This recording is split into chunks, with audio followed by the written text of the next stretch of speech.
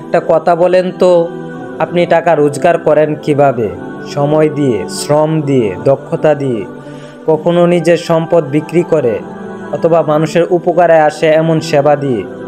মানে আপনার প্রতিটা টাকার পেছনে থাকে ঘাম, একটা গল্প, একটা কষ্ট, একটা ত্যাগ। কিন্তু আজ একটা প্রশ্ন, ব্যাংক কি আপনার মতো ঘাম জড়ায়? ব্যাংক কি কোনো পরিশ্রম করে? তাদের কি সময় লাগে? তাদের কি কিছু বিক্রি করতে হয়? না, ওরা শুধু কম্পিউটারে একটা সংখ্যা টাইপ করে, একটা ক্লিক, আর টাকা তৈরি হয়ে যায়। আর সেই টাইপ করা টাকাই আপনার গ্রামের টাকার চেয়েও শক্তিশালী হয়ে দাঁড়ায়। আপনার সময়, শ্রম আর সম্পদের মূল্য কমিয়ে দেয়, বাজারের দাম বাড়ায়, আপনাকে আরও দুর্বল করে।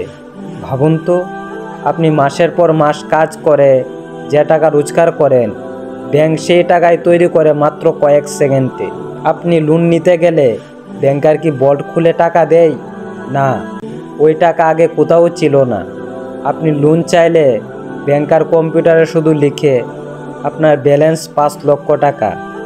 এইটুকুতে নতুন টাকা জন্ম হয়। না কোনো শ্রম, না কোনো গাম, না কোনো সম্পদ, শুধু টাইপ করা সংখ্যা। এটাই সিস্টেম, এটাই টাকা তৈরির খেলা, এটাই সেই ফাঁদ যেটা আমাদের চোখের সামনে থেকেও আমরা বুঝি না। আর আসল সমস্যা কি জানেন? ব্যাংক যত বেশি টাকা তৈরি করে, আপনার টাকার মূল্য তত কমে যায়। আপনার বেতন একই থাকে, কিন্তু বাজারের দাম বাড়তেই থাকে। আপনার ঘাম দিয়ে বানানো টাকা তাদের টাইপ করা টাকার সামনে দুর্বল হয়ে পড়ে। এটাই হলো টাকার অদৃশ্য দাসত্ব।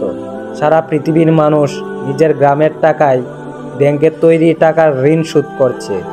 সিস্টেমটাই এমন বানানো যেন টাকা তৈরির শক্তি আপনার হাতে না থাকে, থাকে শুধু কয়েকটি প্রতিষ্ঠানের হাতে। আপনি টাকা বানান পরিশ্রম দিয়ে, আর তারা টাকা বানায় শুধু একটা ক্লিকে। যদি জানতে চান ব্যাংক আসলে কিভাবে টাকা তৈরি করে, পুরো প্রক্রিয়াটা কেমন, তাহলে কমেন্টে লিখুন পার্ট 2। ভিডিওটি ভালো লাগলে লাইক, কমেন্ট ও শেয়ার করুন। আর নতুন হলে সাবস্ক্রাইব করে আমাদের পাশে থাকুন।